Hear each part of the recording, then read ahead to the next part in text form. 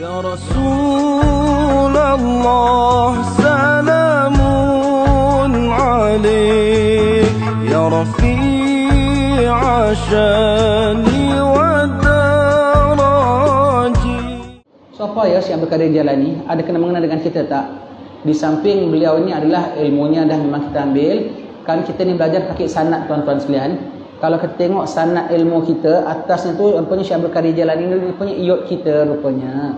Kalau kita orang-orang Ba'alawi ni, kita belajar atas pada Syekh Sayyidina Fakil Muqaddam Muhammad bin Ali Ba'alawi. Gurunya tu Syekh Salim Bafadal. Syekh Salim Bafadal menyerantau, tinggalkan kota Tarim sampai puluhan tahun, 40 tahun tak balik. Orang yang dah meninggal dunia ratusan tahun yang dulu ya. Tak balik, sekali balik dah tua. Bawa buku sebanyak-banyaknya. Kau dari mana? Aku selama ni menyerantau sampai ke negeri Baghdad, berguru dengan Syekh Abdul Qadir Jalani. Ya, jadi Syekh Abdul Qadir Jalani, maka muridnya itu Syekh Salim Bafadal menjadi guru kepada Sayyidina Fakil Muqaddam. Daripada Sayyidina Fakil Muqaddam inilah kita punya Ratib Al-Atas, Al-Idrus, Al-Haddad semua tu daripada cawangan ini. Subhanallah ya. Subhanallah Imam Al-Ghazali, Imam Syekh Abdul Qadir Jalani. Dan apa jasa Syekh Abdul Qadir Jalani khusus bagi alam Melayu kita? Itu Kedah tu dah didatangi ulama masuk Islam pada tahun 291 Hijrah. Syekh Abdul Qadir Al-Alirah, makamnya paling tua satu. Maknanya masih dalam tempoh 300 tahun pertama ulama-ulama sudah berdatangan ke tanah Melayu menyebarkan Islam. Tetapi tak berkembang. Sampailah datangnya Syekh Abdullah Al-Qumairi di Kedah itu. Awal mula dikumandangkan azan, rajanya pun masuk Islam. Siapa Syekh Abdullah Al-Qumairi ini? Adalah muridnya Syekh Abdul Qadir Jalani. Dihantar ke tanah Melayu menerusi jalan Karamah. Ketika itu negeri kerajaan Kedah itu masih agama kuno. Tengok loh, ada bunyi apa tu geger-geger. Itu senyap sunyi, ada bunyi atas, bunyi azan, bunyi apa semua tu. Siapa tu datang? Simak, cek. Ada tak jalan lautan? Tak ada kapal laut datang. Ada tak jalan daratan? Tak ada orang bertemu siapa orang datang. Ya santri-santrinya banyak jaga semua. Maka kebetulan itu pada waktu itu negeri Kedah tengah kemarau. Tapi tiba-tiba muncul mata air. Dia tengok mata air sampai sekarang masih ada itu mata air Syekh Abdullah Al-Qumairi. Kita bilang apa tu namanya padang Tok Syekh ya. Padang Tok Syekh, airnya masih ada sampai sekarang. Kemudian kebetulan orang-orang Kedah ketika itu sedang sakit. Maka minum air tu Allah Ta'ala punya izin. Ingat dia yang sembuhkan Allah, bukan wali, bukan siapa. Yang sembuhkan Allah ya. Sembuh sakitnya. Sampaikan tuan putrinya sakit pun sembuh. Maka dia hantar orang naik ke atas. Tengok apa ada di atas. Jumpa Syekh Abdullah Al-Qumairi. Syekh Abdullah Al-Qumairi itulah murid Syekh Abdul Qadir Jalani. Jasanya tu direct pada alam Melayu kita. Maka dijemput ke istana. Dijemput ke istana, tuanku besar hatilah. Tengok, ni orang istimewa datang bagaimana apa semua gitu. Tak jadi nak dicek, tak jadi nak disiasat. Pasal apa? Dah ada jasanya. Ada karamahnya tengok ya. Kemudian dijemput makan.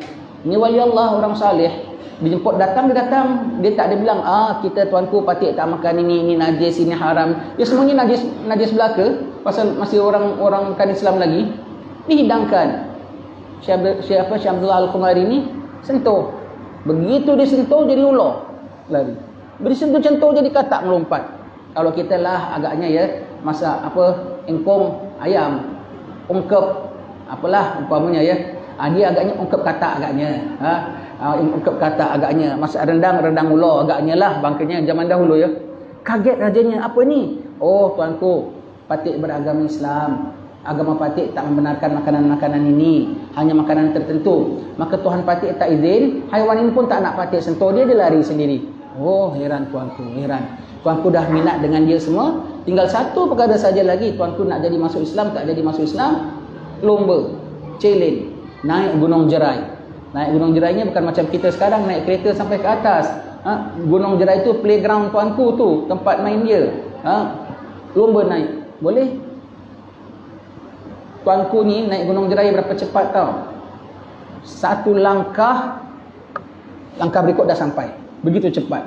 Dengan dia punya sihatnya, dengan dia punya saktinya semua tu ya. Allah. Tok Syekh ni dengan serbannya, dengan jubahnya kayak gini lah dia kurang agak pakaiannya ya. Dengan itunya, dengan dia tak biasa naik gunungnya, mana boleh menang. Tuanku selangkah dah sampai. Langkah berikut. Tuanku pun 1, 2, 3. Agaknya begitulah ya. Tuanku pun satu sampai atas, Tok Syekh dah tunggu. Tuanku patik dah sampai. Allah, masuk Islam tanpa gaduh, tanpa perang. Kedah Islam dahulu. Kedah itulah atas gunung Jerai azan pertama ya di tanah Melayu. Siapa tu? Syekh Abdul Qumari, murid Syekh Abdul Qadir Jailani. Murid Syekh Abdul Qadir. Direct dia punya jasa pada alam Melayu. Kemudian lepas Kedah barulah Pasai. Aceh ya, Pasai. Kemudian lepas Pasai barulah Fatani. Kemudian terus ke bawah sampailah zaman sekarang ini. Islam kita, Islam Ahli Sunnah wal Jamaah, mazhab kita Syafi'i, etikad kita Asy'ariyah, Imam Abu Hasan Al-Asy'ari ya. Subhanallah, genah Islam kita, sempurna Islam kita. Syekh Abdul Qadir Jailani ini wali min auliya, sultanul auliya, sultannya wali pada zamannya. Allah, beliau tu karamahnya tinggi. Beliau jenis wali masyhur. Dia kerohaniannya tinggi ya. Antara karamah-karamahnya Syekh Abdul Qadir Jailani kejujurannya. Dan beliau ni rohani. Dia kalau cakap sikit saja, orang dengar ceramah dia nangis. Sampai anaknya dengar, apalah pakcik-pakcik ni dengar bapa aku cakap menangis ya. Apalah, aku dengar macam biasa je. Sebab yang boleh nangkap rohani, yang hati ada tinggi rohani. Ya, baru boleh faham. Satu channel kita bilang ya. Satu channel baru boleh tangkap itu keistimewaan. Maka dia dengar, aku dengar bapa aku ceramah biasa-biasa saja. Kok ini pakcik ni nangis.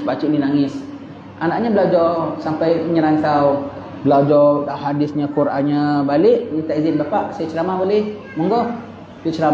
Dia ceramah lah macam ceramah-ceramah kita lah, gitulah petahnya dengan segala dalil-dalil nasnya. Tak ada satu orang pun nangis. Dia bilang, kenapa ya orang-orangnya cakap pun tak ada terkesan. Bapa aku cakap pun kesan. Sudahlah, sekarang giliran bapaknya cakap. Bapaknya cerita, aku ada ayam, ada burung masak, letak di pinggan saja. Satu riwayat mengatakan ada burung terbang hinggap di bawah. Begitu dia hinggap di bawah, diterkam kucing, mati burung tu. Satu masjid nangis. Anak pun heran. Bapak aku cerita tak pakai Quran punya dalil, tak pakai nas, tak pakai hadis.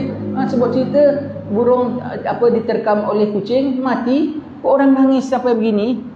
Lepas tu dia tanya bapaknya, bapak cakap kok boleh berkesan gitu pak? Apanya kau tanya sama orang-orang ni? Apa yang terkesan? Aku cakap cerita saja. Orang bilang setiap orang fahamannya lain-lain.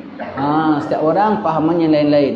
Yang ada mengatakan kita dah jadi beriman semua begitu. Ada kalau jadi burung dah digoreng, hancurlah, hanguslah, tak ada apa. Kalau manusia dah iman, dah burung patutnya terbang tinggi, dapat ditangkap oleh syaitan, akibatnya dia digoreng. Digoreng, habislah. Mana terbangnya, mana hinggapnya, mana kicaunya. Begitulah insan. Macam mana tinggi pun, dia dapat masuk dalam jerat syaitan, habislah, akan digoreng, akan dimasuk dalam api neraka. Satu orang pandang begitu. Satu orang pula pandang begitu. Yang nama burung patut tempatnya tinggi di atas. Apa salah burung terbang rendah? Yang iman, orang mukmin patutnya tinggi, jangan diladeni hawa nafsunya. Kenapalah diladeni hawa nafsunya? Begitu dia merendahkan martabatnya, diterkam syaitan, ibarat kucing tu menerkam tadi. Maka bilang janganlah sampai kami begitu dapat su'ul khatimah. Jadi kucing diterkam burung, ayam, burung diterkam kucing, burung dimasak goreng. Semua tu lambang-lambang su'ul khatimah. Lambang-lambang su'ul khatimah. Syekh Abdul Qadir Jailani cakap, orang-orang semua sampai menangis-nangis sekali begitu. Ini yang kita raikan haulnya tuan-tuan sekalian. Seorang yang istimewa di sisi Allah Subhanahu wa taala. Orang diangkat derajatnya oleh Allah taala. Orang yang Allah taala akui alladzina amanu wa kanu yattaqun. Mereka ni orang-orang yang kuat imannya, mantap imannya, dan orang-orang penuh takwa kepada Allah Subhanahu wa taala.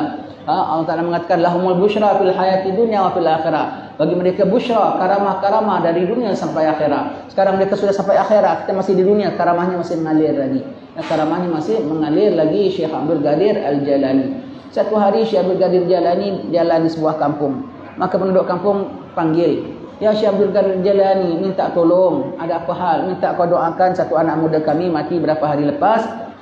Sejak dia dikebumikan, setiap malam kami dengar daripada kuburnya orang melolong-lolong minta tolong kena azab. Allah, minta tolong doakan." Syekh Abdul Qadir Jailani suka nak doakan, dia wali Allah. Tetapi nak minta syafaat, mestilah ada orang yang ada kena-mengena dengannya. Sebab peruntukan itu banyak yang untuk yang tak lebih istimewa. Budak muda ni ada kena-mengena dengan aku tak? Pernah hadir kuliah aku tak?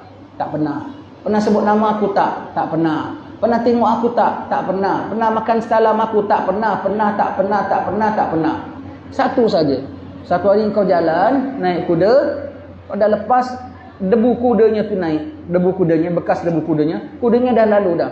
Maka budak tu pun tengok orang bilang itu debunya kuda Syekh Abdul Qadir Jalani. Oh, debunya kuda Syekh Abdul Qadir Jalani.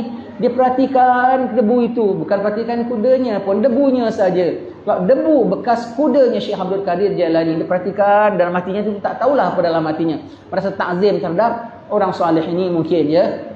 Maka Syekh Abdul Qadir Jalani mengatakan, cukuplah. Itu dah jadilah untuk aku boleh mensyafaatkan dia. Jadilah. Jadi kalau Allah Ta'ala tanya, kenapa kau syafaatkan dia? Dia pernah mentakzimkan, dia lihat debu daripada kuda aku, dia rasa hormat.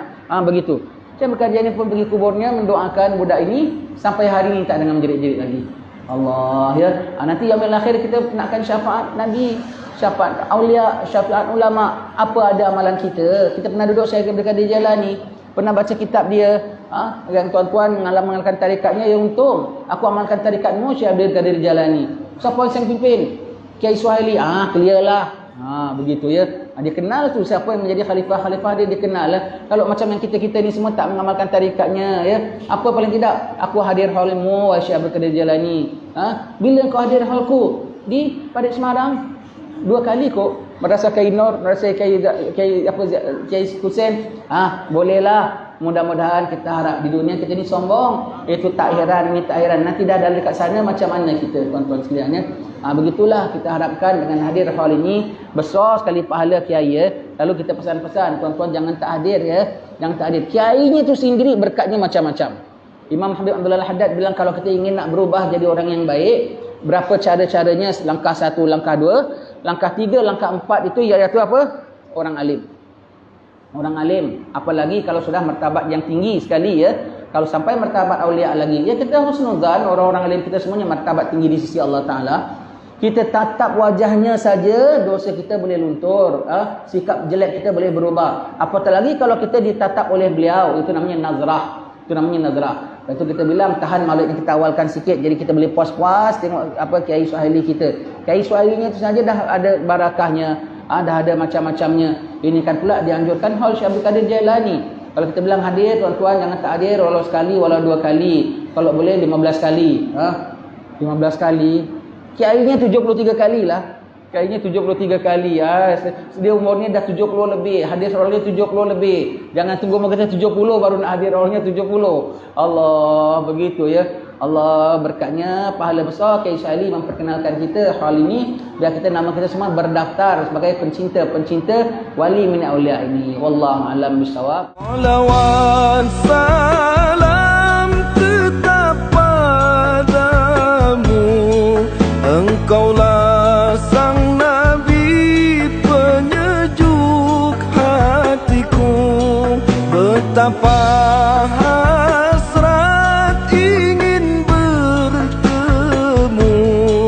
kami semua selalu rindu. Allahu Rabbi, ku mohon doa, ampuni salah dan juga dosa.